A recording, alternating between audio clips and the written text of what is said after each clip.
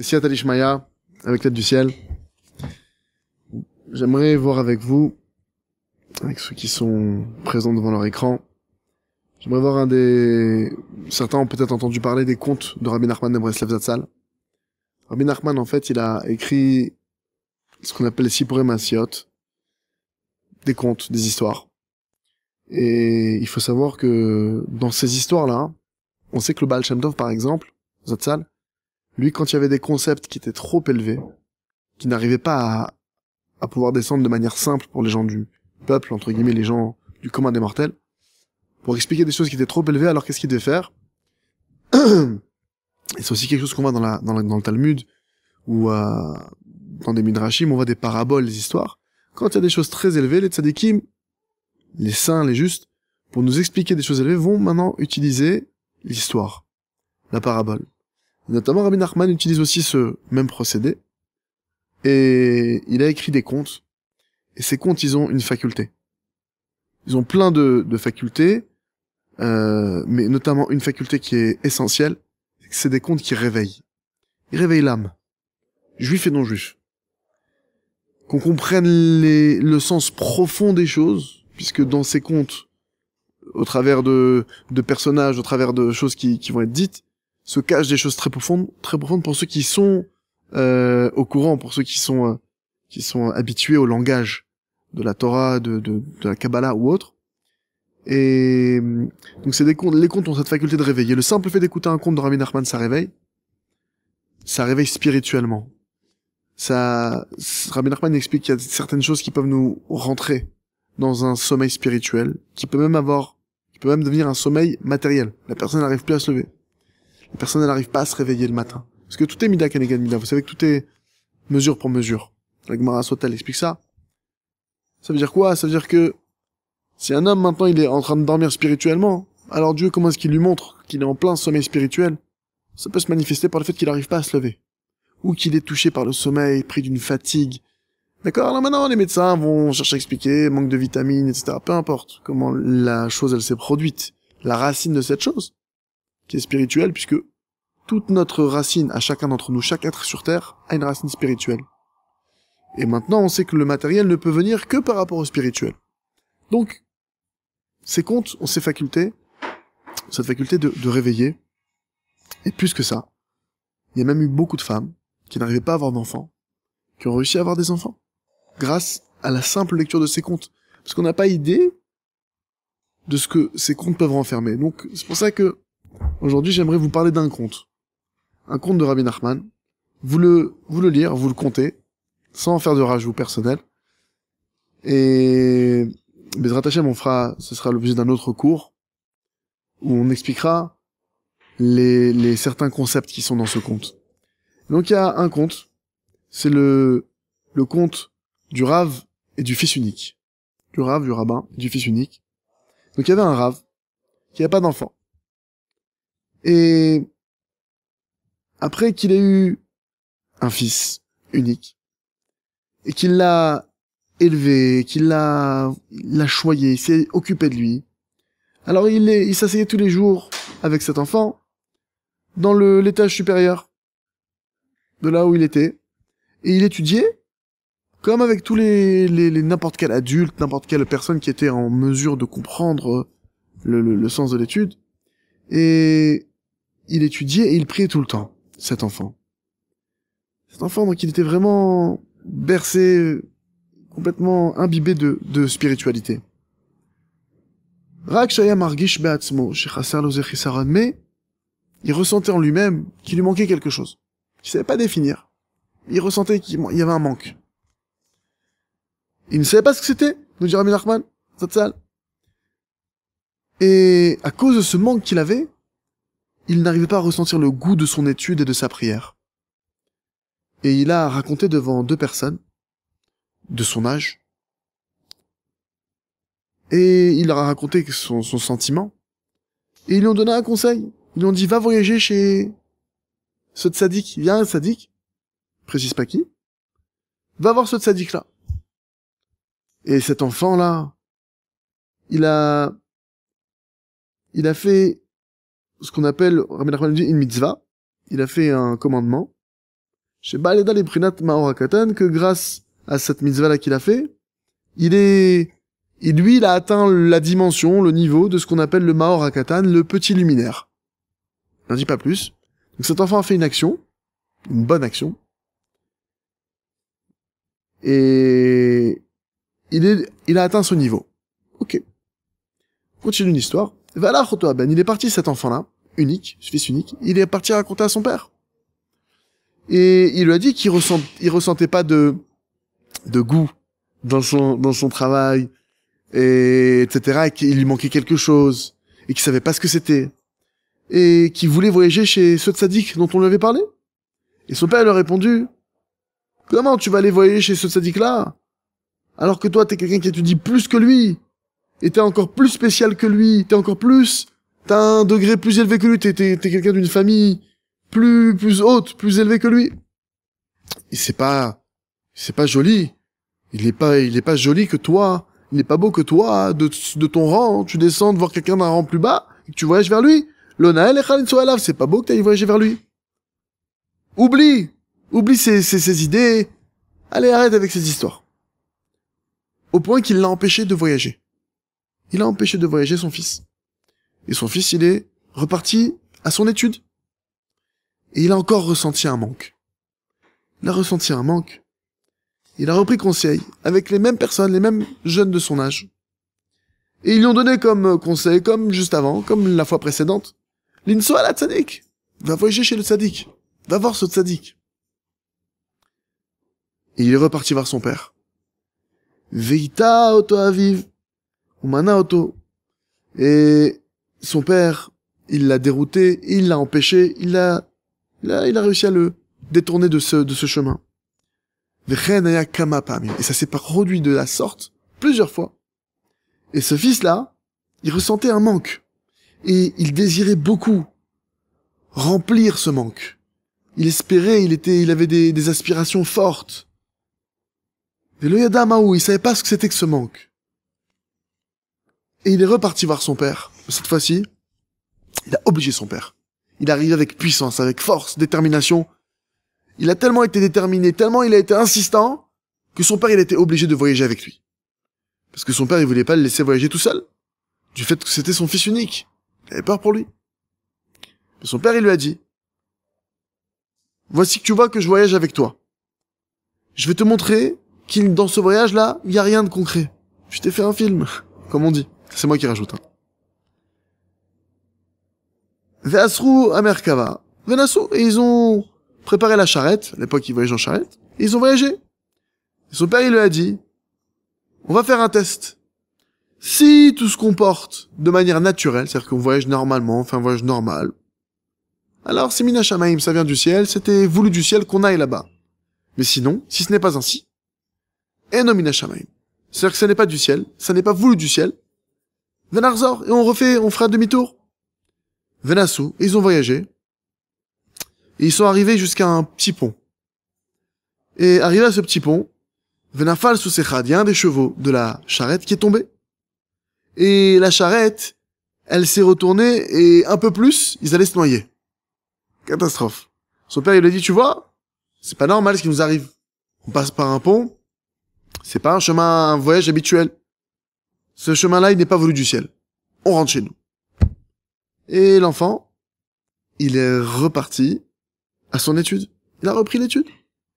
Et il a encore vu ce manque qui lui manquait et qui savait pas ce que c'était.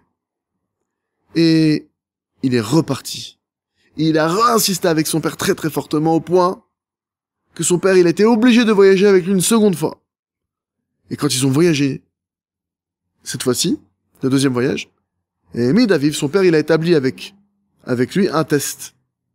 Comme au début. Un test pour voir qui ferait dire si oui ou non ce voyage était nécessaire. À savoir si ça se comportait comme d'habitude. Si ce voyage, il a mis de la condition, si ce voyage il se comporte normalement, alors ça veut dire qu'on doit y aller. Venizdamen kshayunosim venishberu shne ayadot. Et quand il s'est produit que quand ils étaient en voyage, se sont cassés, je crois comprendre, les deux essieux. Les deux essieux du carrosse se sont cassés. Son père, il a dit, tu vois que c'est pas normal. C'est pas normal. C'est pas une chose naturelle que les deux, ils se cassent. Ça arrive d'avoir un des essieux qui se casse, un des soutiens du carrosse qui se casse, mais les deux soutiens principaux, combien de fois on a voyagé avec cette même charrette-là, et ça ne s'est jamais passé de la sorte. Ils sont rentrés. Et le fils est reparti, comme à son habitude, à étudier.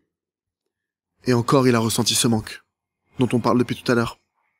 Et les hommes lui ont redonné le même conseil de voyager. Il est reparti avec son père.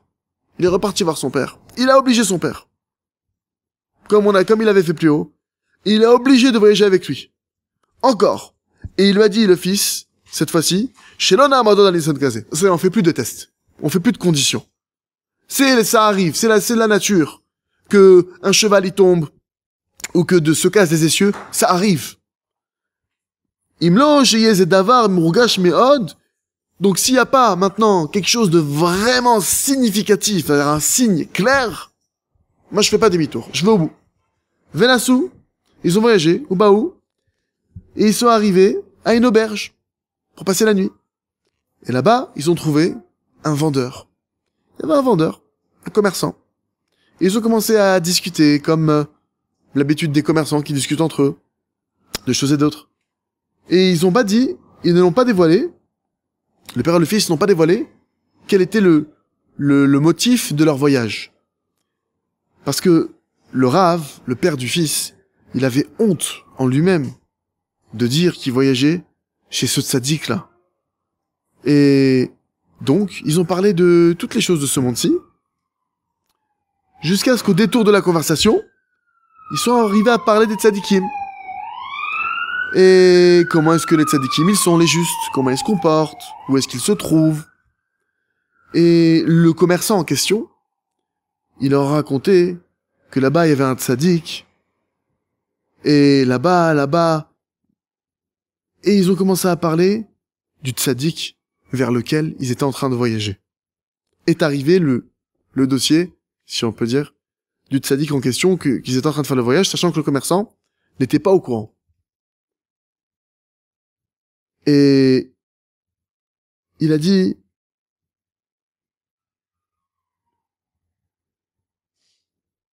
il leur a répondu, quand ils ont parlé de ce tzaddik-là, le commerçant a répondu quoi? Lui? De manière interrogée. Lui, là, ce tzaddik-là? Lui, c'est un tzaddik? Mais c'est quelqu'un de léger. Quand j'ai voyagé, maintenant, j'ai été chez lui, je reviens de chez lui, justement, je voyage de là-bas. J'ai été là-bas, j'ai vu qu'il transgressait, qu'il a fait une transgression. Lui, tu me dis c'est un tzaddik? Le père, il a dit à son fils, il lui a dit, tu vois, ce que ce commerçant, il nous dit, de manière complètement innocente, il n'est pas au courant de notre voyage, il sait pas qu'on va voir ce tzaddik. Et lui-même, il nous dit qu'il revient de là-bas. Ah, ça, c'est un signe. Ça, c'est un signe. Ils sont rentrés chez eux. Et ce fils-là, il est mort. Il est mort, cet enfant, et il est venu en rêve voir ce Rav-là, son père. Il est venu en rêve, et son père, il l'a vu il se tenait en colère, avec une grande colère. Vesha l'auto. Et le père, il lui a demandé à son fils, pourquoi es-tu aussi en colère? Et il lui a répondu, son fils, voyage chez le tzaddik. Va voyager chez lui. Chez ce tzaddik, chez ce juste qu'on voulait voyager à l'époque. Et lui, il va te dire précisément sur quoi je suis en colère. Et il s'est réveillé le matin. Il s'est réveillé. Il a dit non, c'est le hasard. Les rêves. Après ça, il a encore rêvé. Le même rêve. Et il a encore dit mais non, les rêves sont inutiles. Jusqu'à ce qu'il a rêvé 3 fois de la même chose. Et là, il a compris. Il a dit là, il y a quelque chose il y a un message. Et il a voyagé là-bas, chez ce tzaddik, chez ce juste en question. Et en chemin, il a croisé le commerçant, le commerçant de l'auberge de l'époque, au moment où il avait voyagé avec son fils. Il l'a reconnu. Il lui a dit, mais allô, c'est toi que Voici que c'est toi que j'ai vu à l'époque dans l'auberge. Il lui a répondu, le commerçant, bien sûr, c'est moi que tu as vu. Et il a commencé à ouvrir sa bouche. Et il a dit, si tu veux, je peux même t'avaler. Il lui a dit, de quoi tu parles? Il lui a répondu, tu te souviens, quand t'as voyagé avec ton fils, et qu'au début, il y a le cheval qui est tombé sur le pont et que vous êtes retourné. Après ça, se sont cassés les essieux. Après ça, tu m'as rencontré. Et je t'ai dit que le tzaddik en question, c'est quelqu'un de léger. Maintenant que il est quitté ce monde, ton fils, maintenant, tu peux voyager. Parce que ton fils, il était de la dimension, il était du niveau de ce qu'on appelle le petit luminaire. Et le tzaddik, et ce juste en question, lui, il a de la dimension du grand luminaire. Si les deux, ils s'étaient rencontrés, alors serait venu le Mashiach, le Messie. Et maintenant qu'il est mort, et il dit, Vekevan chez Patar Tioto, maintenant que je l'ai tué, que je l'ai repris, Ataracha il soit, tu peux voyager. Et dans ses paroles, il était encore en train de parler, dans cette discussion, il a disparu, d'un coup. Et le père n'avait plus avec qui parler. Et il est parti voir le Rav en question, le père, est parti voir le tzaddik. Et le tzaddik, et le père, il a crié, Chaval, dommage, dommage, dommage sur ce qu'on a perdu et qu'on ne retrouvera plus. Qu'Hachem Yitbarach, qu'Hachem, loué soit-il, fasse revenir nos exilés, ceux qui ont été mis ceux qu'on a plus rapidement, amen. Et il nous précise ici que ce commerçant, c'était le Samer même. C'est qui le Samer même? C'est l'ange de la mort, l'ange du mal. En personne, qui a pris l'apparence d'un commerçant, et qui les a trompés, qui les a embrouillés. Et après ça, quand il l'a recroisé une deuxième fois, ce Rav-là, il s'est lui-même, l'ange du mal, énervé avec le père, sur le fait qu'il a écouté son conseil. Parce que c'est ça son habitude, comme elle est connue. Qu'Hachem nous en préserve. Donc là, voilà, ça c'était un conte de Rabbi Nachman Zatzal. Et Bezrat Hachem, je vous invite à aller voir, pour ceux qui... allez voir le cours sur les empêchements. Sur Au-delà de l'empêchement. Le cours qui s'intitule Au-delà de l'empêchement. Pour comprendre un peu ce qui s'est passé dans cette histoire. Incroyable. Chazak, Venit Chazak. Alors maintenant, Siyata Dishmaya, pour ceux qui ont suivi le conte du Rav et de son fils, conte de Rabbi Nachman, alors vous allez recevoir des explications sur un peu ce qui s'est passé dans ce conte. Faut savoir une chose, Siyata Dishmaya. Hachem, Dieu Tout-Puissant, il veut tout nous donner. Hachem, tel un père bienveillant, envers ses enfants, il veut tout nous donner. Imaginez aujourd'hui concrètement un père de chair et de sang, qui a de l'argent. Son fils lui demande 100 €, très riche maintenant. Bien sûr qu'il va lui donner. À moins que il y a un danger. Non, imagine, non, il n'y a pas de danger. Mon fils, il a besoin d'argent, il veut s'acheter des choses, D'accord? Évidemment que ce père va le donner. Évidemment que tout ce que ce père pourra faire, un père normal, qui aime ses enfants, comme un père doit aimer ses enfants. D'accord? Un père normal, tout ce qu'il peut faire pour ses enfants, il va le faire. Les meilleures écoles, les meilleurs vêtements, il va essayer de tout donner, leur donner vraiment la meilleure éducation possible à ses yeux. D'accord? Et faire attention avec ce qui à nos yeux est bon. C'est pour ça on s'appuie sur nos sages. Parce que très souvent, il y a des choses qui sont bonnes à nos yeux, qui en réalité sont une catastrophe. Par exemple, ça peut arriver qu'un père, lui-même, il a été traumatisé de quelque chose avec ses propres parents. Et il décide de pas refaire la même erreur avec ses enfants. Mais ça prend une mauvaise tournure. Par exemple, moi, on m'a trop verrouillé quand j'étais petit, on m'a trop été rigoureux. Moi, je suis laxiste. Moi, je veux pas qu'ils sentent enfermés, étouffés, je les laisse tout faire. C'est pas non plus une manière d'éduquer, au contraire, on doit donner une direction aux enfants. Ne pas les étouffer, c'est une chose. Mais leur donner une direction. Il y a un juste milieu. C'est pour ça qu'on s'appuie sur nos maîtres, sur nos sages, et qu'il faut faire référence à un sage de la Torah, qui donne une direction, comment se comporter dans telle et telle situation. Comment Dieu veut qu'on se comporte dans telle et telle situation. La Torah définit de manière précise, de manière minutieuse, comment un homme doit se comporter, comment un homme doit aborder la vie, pour juifs et pour non-juifs. Encore une fois. Alors maintenant, on voit dans l'histoire du fils du roi, du rave, pardon, on voit qu'ils ont eu plein d'empêchements. Alors il faut comprendre maintenant c'est quoi cette notion des empêchements. Puisqu'encore une fois, on vient d'expliquer, ça c'est un fondement. Ça vous devez le graver dans votre cœur, qu'Hachem fasse que ça se grave dans le cœur de toute créature sur terre. Le créateur de l'univers. Il veut donner tout ce qui est possible et imaginable. Il veut donner tout le bien du monde à son humanité. Il nous a créés pour nous donner. C'est écrit que Hachem, Dieu, il a créé ce monde pour faire du chesed. Voilà, chesed ibané. C'est uniquement pour cette raison. Et c'est même écrit plus que ça dans la Gemara, dans le Talmud. C'est écrit que plus que ce que le veau, il veut téter la vache, elle veut se faire traire par le veau. Et on voit que même physiquement, une vache aujourd'hui, quand elle se fait pas traire, elle a mal. Elle en souffre. Et Bémet, Hachem, il souffre de pas pouvoir nous donner.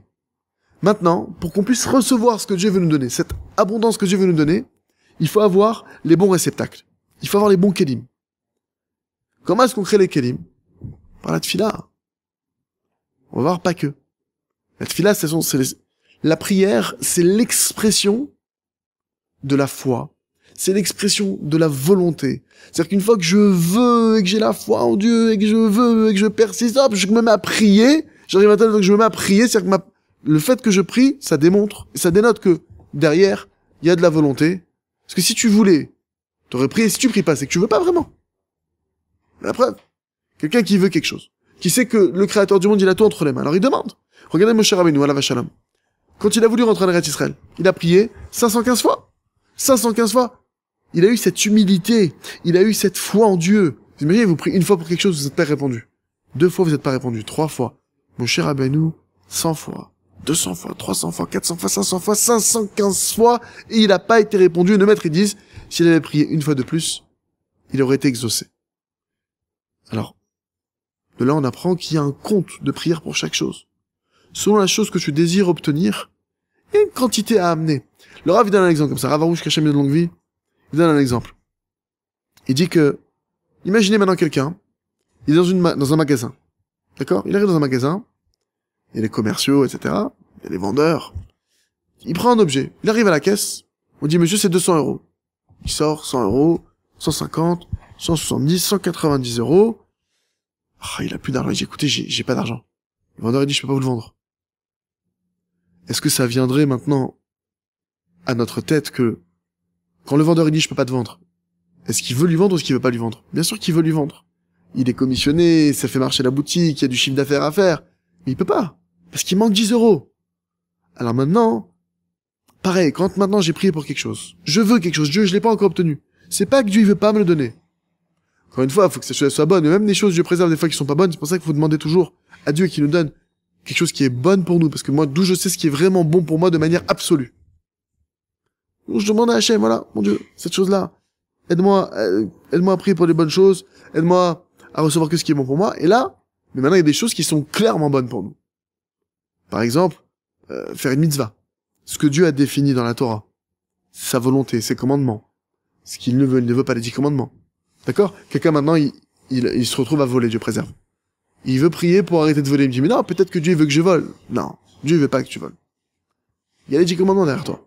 Donc tu dois maintenant prier de toutes tes forces pour que tu demandes à Hachem qu'il te sorte du vol. C'est pas si simple. Dieu préserve le mec, quelqu'un qui est entré dans le vol. Comme une drogue, il y a plein de rouages qui se mettent en route. Donc il faut demander à Hachem. Maintenant, retenez cette règle. On a besoin d'arriver à un compte de prière. Et pour la prière, vous l'avez peut-être déjà entendu parler, mais il y a un livre que le Rav Arouche a écrit, merveilleux. C'est un livre, il a changé toute ma vie. Je vous le conseille vivement. C'est le livre qui m'a le plus changé dans toute ma vie. Il s'appelle À travers champs et forêts. Ce livre-là, il vous explique vraiment comment construire les ustensiles dont vous avez besoin pour tout obtenir. Celui qui a ce livre dans la poche, il peut tout obtenir sur Terre. Maintenant, on va essayer d'expliquer un petit peu, pour le peu de temps qu'on a, quel est le sens des empêchements? Pourquoi est-ce que Dieu envoie des empêchements? Alors voilà, si Dieu il veut me donner maintenant l'achat que je vais faire dans la boutique en question, pourquoi il m'a pas donné l'argent pour que je puisse l'acheter? Pourquoi je me retrouve à la caisse, j'ai 190 € le 200 et je peux pas l'acheter au final? Je dois sortir dehors et je dois devoir retrouver, revenir et c'est pas sûr que je la trouve tout de suite et peut-être que quand je vais revenir le produit sera pas là. Pourquoi je passe par toutes ces étapes? Alors que tu me dis que Dieu il veut tout me donner. Tu me dis que plus que ce que la vache, plus que ce que le veau il veut traire la vache, c'est pour sa survie. La vache elle veut être traite encore plus. Ça veut dire que concrètement parlant, Dieu il veut nous donner plus que ce qu'on va recevoir. Il y a une image qu'on m'avait donnée une fois qui m'avait frappé. C'est un machal comme ça, c'est une parabole. Il y a une table comme ça, un père avec ses enfants, et le repas n'a pas encore commencé, et la plupart des enfants ils se sont déjà servis. Ils se sont mis dans leur assiette, il y a des petits enfants, ils sont en phase d'éducation. Bon, ils savent pas tous, bon, il y en a plein qui sont servis, normalement ça se fait pas. Le père il doit ouvrir le bal, comme on dit, et après les enfants, ou du moins donner des indications, mais les enfants ils doivent pas se servir comme ça. À moins que le père il autorise depuis le début. Par exemple le Shabbat, le vendredi soir, tant qu'on n'a pas fait le kidouche, on se sert pas. Ok, les enfants se sont servis. Le père il arrive à table, il voit que tout le monde s'est servi, et il voit qu'il y a un enfant qui s'est pas servi. Il dit c'est bizarre. Et il lui dit, je peux te demander pourquoi tu t'es pas servi? Et là le fils qui lui répond, moi j'ai des petites mains papa. Je préfère que tu me serves avec tes mains à toi. Faut comprendre une chose. Quand c'est nous qui nous servons, qu'est-ce qu'on attrape? Qu'est-ce qu'on attrape sincèrement? Quand c'est Dieu qui nous sert. Alors, Béhémet, on attrape des choses incroyables. Mamash incroyable. Et il nous dit ici, dans le Likutei Etzot, Kol amniot shesh la'adam, tous les empêchements qu'un homme a, ils ne viennent que pour une seule chose. Le cheshek. Donner de l'envie, de la volonté, du désir, afin que la personne, elle ait une volonté suffisante pour la chose de sainteté, pour la chose positive qu'elle désire avoir, et pour qu'elle ait la volonté, le quota de volonté nécessaire pour avoir cette chose-là. Parce que c'est ainsi l'habitude de l'homme. Que plus on va empêcher un homme d'avoir quelque chose, plus il va désirer cette chose-là. Et c'est pourquoi, quand un Ish Israéli, quand un homme d'Israël, il a besoin de faire quelque chose pour son judaïsme, et en particulier quand il veut maintenant faire quelque chose où tout son judaïsme il en dépend, comme monter en Israël, comme voyager chez les tzadikim, comme voyager chez les tzadikim, le tzadik de vérité. Azaï, alors, on va lui envoyer d'en haut la volonté, le désir. Et le désir qu'on va lui donner, comment est-ce qu'il le reçoit? Comment est-ce que Dieu nous donne le désir des choses? Au travers de l'empêchement qu'on va organiser, qu'on va amener chez la personne. Car, avec l'empêchement maintenant que la personne va recevoir, va grandir en lui l'envie. Parce qu'il se fait empêcher, il veut se faire, on l'empêche, il va encore plus, et on l'empêche, il va encore plus. C'est pourquoi un homme il doit savoir qu'il n'y a aucun empêchement, aucun obstacle au monde réellement, qu'il ne peut briser s'il le veut. S'il le veut vraiment. Parce que l'empêchement en lui-même ne vient que pour réveiller la volonté chez la personne. Et quand la personne elle a maintenant l'envie, la volonté, de manière suffisamment forte, et que son aspiration elle est suffisamment grande comme il le faut pour l'objet de son désir, de sainteté comme il le désire qu'il doit faire, alors c'est évident, une fois qu'il a le quota nécessaire, qu'il réussit à accomplir, à finir, à faire sortir du potentiel au réel. Il arrive à concrétiser, parce que les empêchements ne sont là que pour faire grandir le désir, l'envie, afin que précisément la personne elle mérite de finir. Parce que si maintenant, qu'est-ce qui se passe? Si maintenant la personne elle reçoit la possibilité de finir quelque chose, alors qu'elle n'a pas encore le bon récipient.